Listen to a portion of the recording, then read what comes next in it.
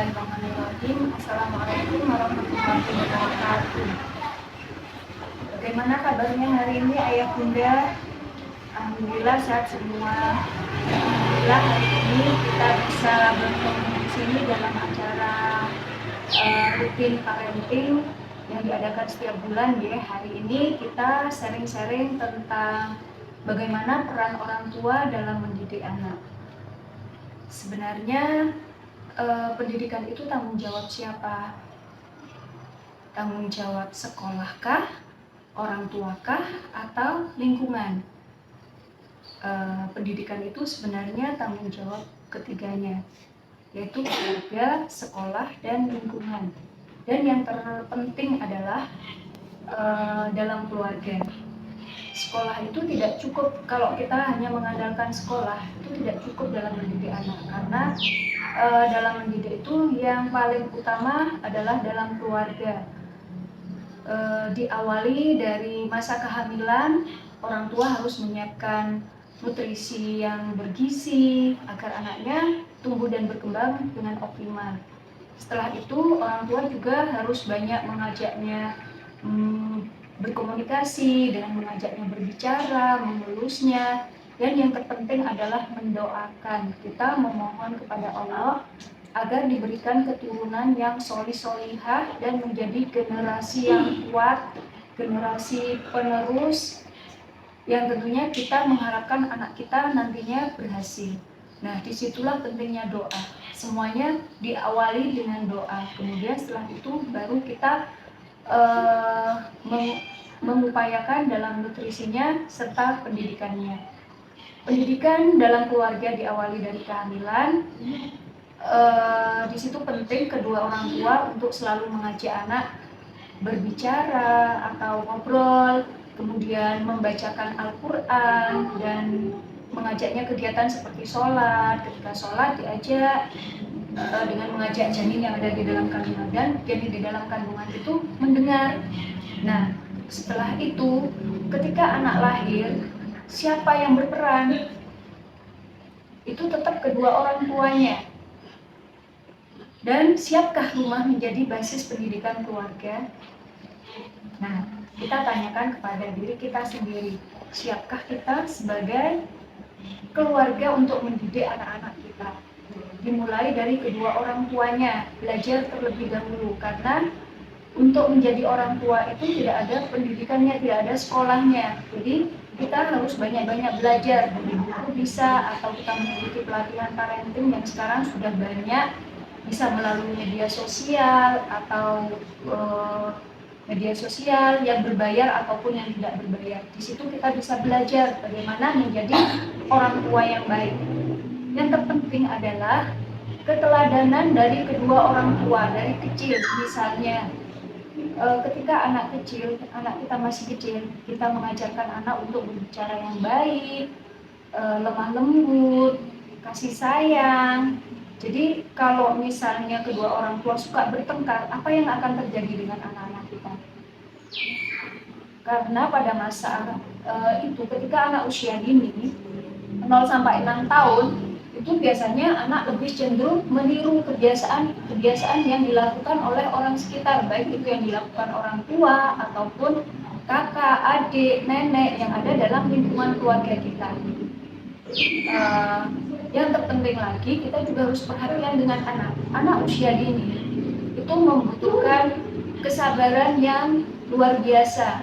Anak usia dini itu biasanya lebih banyak berbicara, bertanya, dan pada suatu ketika kita sebagai orang tua dipanggil anaknya, misalnya, ibu, sini bu, lihat, kita tidak memperhatikan dan sering tidak memperhatikan. Suatu hari nanti ketika kita memanggil anak-anak kita, mungkin dia akan seperti itu juga. Dan ketika anak usia dini 0 sampai 6 tahun itu pengasuhannya harus berimbang antara kedua orang tua, ayah dan ibu. Ketika pengasuhan itu seimbang, anak akan memperoleh sifat dari ibu, yaitu kesabaran yang feminim seperti itu. Dan untuk yang ambil dari seorang ayah, misalnya kepemimpinan, dia pemberani dan sebagainya. Nah, nantinya apa yang diberikan orang tua kepada anak-anaknya akan direkam. Jadi keteladanan adalah yang paling utama daripada kita menasehatinya. Jadi sebelum kita menginginkan anak-anak kita baik, berarti orang tua dahulu yang harus baik. Kita menginginkan anak yang sukses, berarti kedua orang tuanya harus belajar memperbaiki diri. Seperti contohnya dalam keluarganya Nabi Ibrahim. Nabi Ishak dan Nabi Ismail, anaknya Nabi Ibrahim, merupakan anak-anak yang solih. Jadi, kesolihan anak itu juga ditentukan oleh kesolihan kedua orang tua. Kita pasti tahu bagaimana ketika Nabi Ibrahim meninggalkan istrinya di Arab yang tidak ada apa-apa. Disitulah untuk pertama kalinya istrinya menolak. Tapi kemudian karena itu perintah Allah,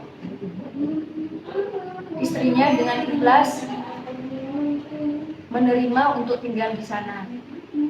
Dan ketika Ismail berusia 7 tahun, Nabi Ibrahim datang menemui Ismail dan beliau bermimpi agar menyembelih Ismail.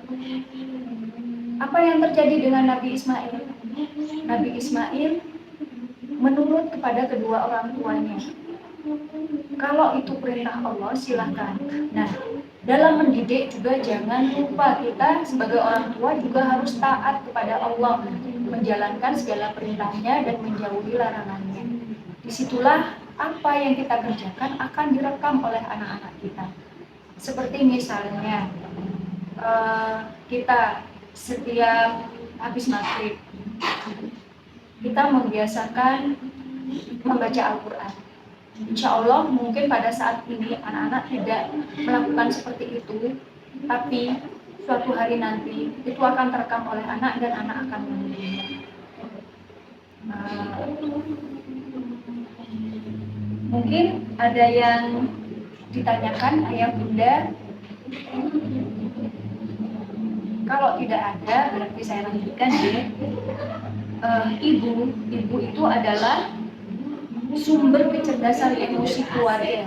Jadi seorang ibu itu harus sabar, karena ketika seorang ibu itu suka marah-marah, otomatis semua dalam rumah itu tidak akan nyaman. Misalnya ketika seorang ibu sakit, itu anak-anak pasti merasa tidak nyaman.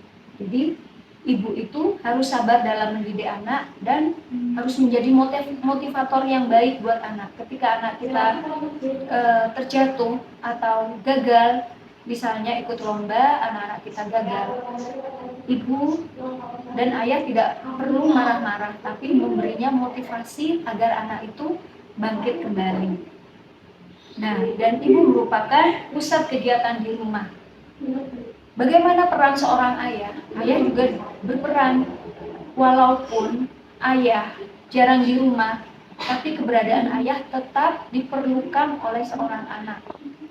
Walaupun hanya sebentar, misalnya ayah bekerja setiap hari Minggu, meluangkan waktu sebentar saja, misalnya mencuci motor atau mobil bersama, itu akan diingat oleh anak, dan kebersamaan itu akan melekat selamanya kepada anak. Dan apa yang sudah ditanamkan oleh kedua orang tua akan menjadi bekal untuk masa depannya nanti. Nah, orang tua juga harus menjadi sebagai teman. Orang tua itu bersifat sebagai orang tua, yang kedua sebagai teman. Maksudnya adalah teman itu agar anak-anak itu nantinya kalau ada masalah berceritanya kepada kedua orang tua, bukan kepada temannya. Nah, ketika anak-anak itu percaya kepada orang tua, ketika ada masalah, tidak mungkin orang tua akan menyelesaikan masalah itu dengan memberikan solusi yang tidak benar. berbeda dengan seorang teman. Nah, itulah pentingnya ayah dan bunda agar menjadi teman yang baik untuk anak-anak. Belajar mendengarkan, terus belajar bersabar ketika anak-anak kita terjatuh. Nah, kemudian diskusikan. Misalnya, anak semakin dewasa itu sudah banyak keinginan-keinginan. Diskusikan apa, misalnya hari Minggu kita mau apa. Nah, diskusikan bersama anak-anak. Jadi, kita jangan menjadi orang tua yang otoriter, yang hanya bisa memerintah, tapi kita sendiri tidak melaksanakannya.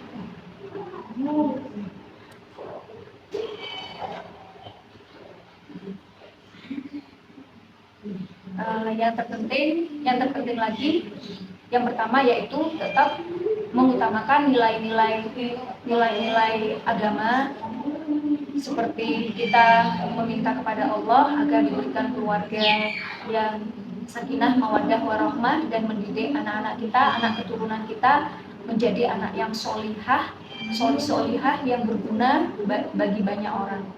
Demikian yang dapat saya sampaikan. Mohon maaf apabila masih banyak kekurangan. Wassalamualaikum warahmatullahi wabarakatuh.